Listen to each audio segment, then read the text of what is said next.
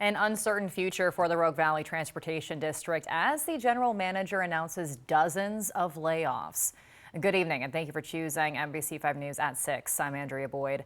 The Rogue Valley's public transit provider planning layoffs and shrinking many of its services following funding freezes from the federal government. Reporter Kate Sterling has our top story tonight at 6. The state of public transportation in the Rogue Valley is uncertain right now following the announcement of more than 80 layoffs from the Rogue Valley Transportation District.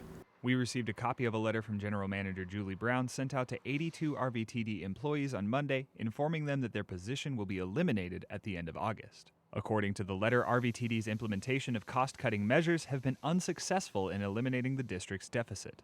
RVTD has been facing significant financial challenges for months after the state attorney general and governor's office decided not to sign a master agreement with the Federal Transportation Administration, saying it violated state sanctuary laws, putting a freeze on federal funds. These layoffs could come much earlier than expected, with Brown telling our reporters back in April that impacts weren't expected to be felt until July of next year. We're a smaller agency, so the impact's coming sooner than later, but we're starting to use everything we have. And so now we're just trying to right-size our system to be able to not close the doors completely, but provide a level of service to our community, which is why we're here. However, the impact goes much farther than just employees losing their jobs, as Bruce Hansen, president for the local drivers union, tells us. These people that are making these decisions don't realize that the majority of our communities are transit dependent anymore. They can't afford to own a car. They can't, they can't afford not to have transportation to and from work. How are we going to manage to get somebody to dialysis or to their doctor's appointment or to work or to school or to any of those things that they depend on? That sentiment was echoed by many drivers I spoke to who say they're hopeful that things can be resolved, but are preparing for the worst. For us in our community, transit is such a big thing, and we have built such a great system here in Southern Oregon.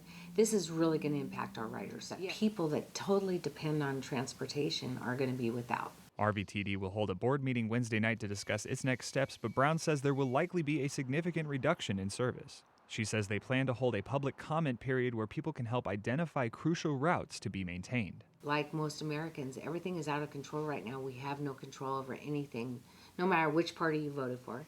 And we're just kind of sitting back as spectators at this point. We will do everything in our power to be able to meet people's needs, but we are going to be limited. Both RVTD and the union say the best way you can help is by reaching out to your local representatives in Salem as well as in Washington.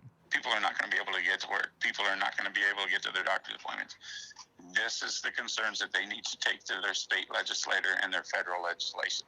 If we sit back and let things happen to us, then shame on us. When we share with people our personal story, how it impacts me as a person, makes a difference.